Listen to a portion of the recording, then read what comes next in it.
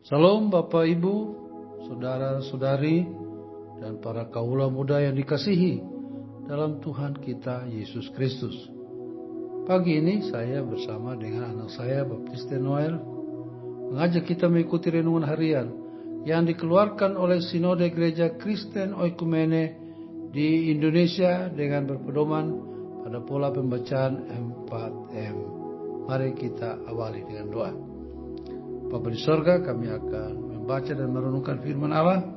Karena itu kami mohon agar Roh Kudus yang sudah tinggal dalam diri kami mampukan kami untuk mencermati kebenaran firman-Mu, dan kami melakukannya dalam hidup kami, serta urapi kami semua untuk menjadi pelaku firman yang setia. Dalam nama Tuhan Yesus, firman yang hidup. Amin.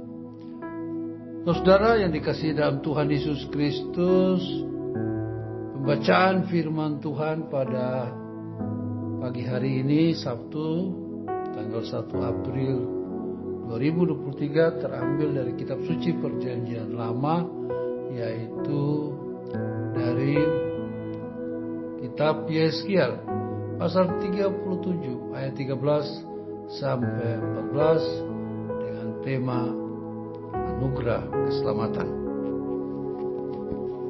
Marilah kita membaca firman Tuhan dari Yeskiel 37 ayat 13 sampai dengan 14. Dan kamu akan mengetahui bahwa akulah Tuhan, pada saat aku membuka kubur-kuburmu dan membangkitkan kamu, hai umatku, dari dalamnya. Aku akan memberikan rohku ke dalammu, sehingga kamu hidup kembali, dan aku akan membiarkan kamu tinggal di tanahmu. Dan kamu akan mengetahui bahwa aku, Tuhan, yang mengatakannya dan membuatnya. Demikianlah firman Tuhan. Jadi dalam firman Tuhan yang telah kita baca, ada dua pertanyaan yang ingin ditanyakan. Pertanyaan pertama, bagaimana cara Tuhan membangkitkan umat Israel yang sudah mati?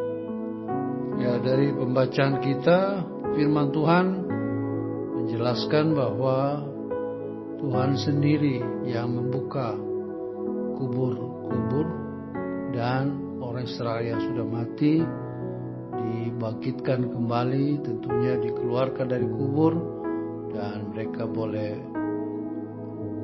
hidup bersama-sama untuk memuliakan Tuhan. Lalu pertanyaan kedua, apa yang ditaruh Tuhan dalam diri orang Israel yang sudah dibangkitkan? Ya, berdasarkan firman Tuhan tadi, yang ditaruh Tuhan tentunya adalah roh Tuhan.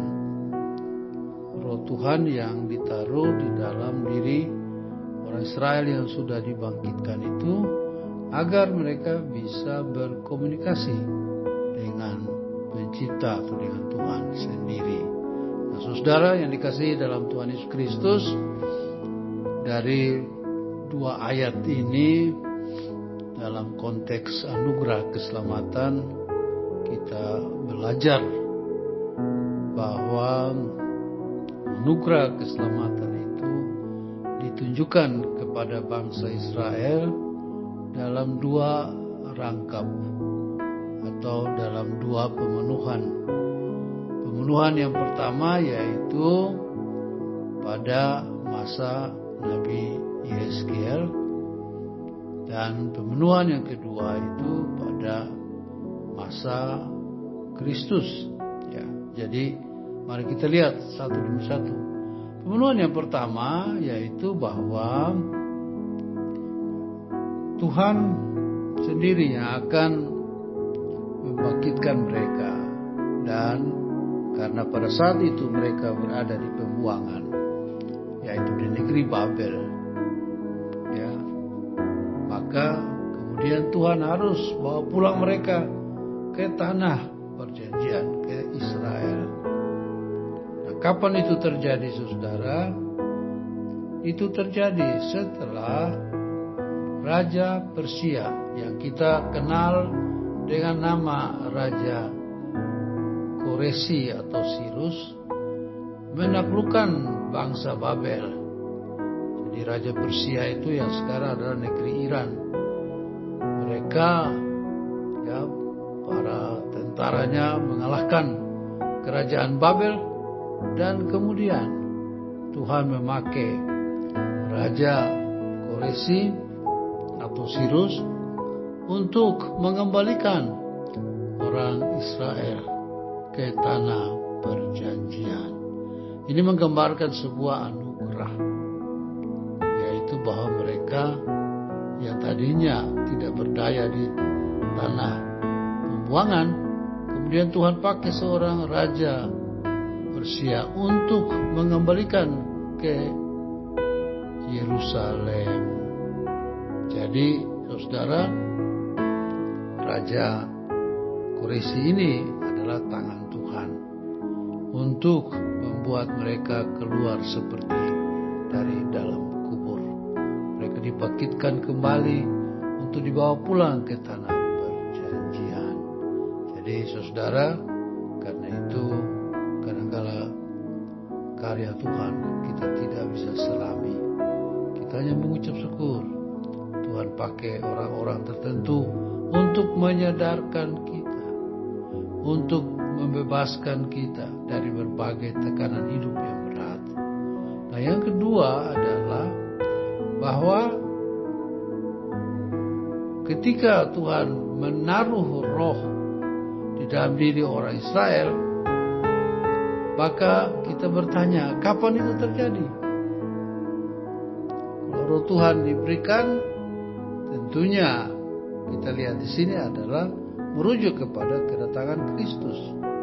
Di hari Pentakosta, roh Tuhan dikaruniakan kepada orang-orang yang percaya kepada Tuhan Yesus. Karena perjanjian lama itu roh Tuhan hanya diberikan kepada orang-orang tertentu, orang-orang yang mendapat kasih karunia dari Tuhan. Tetapi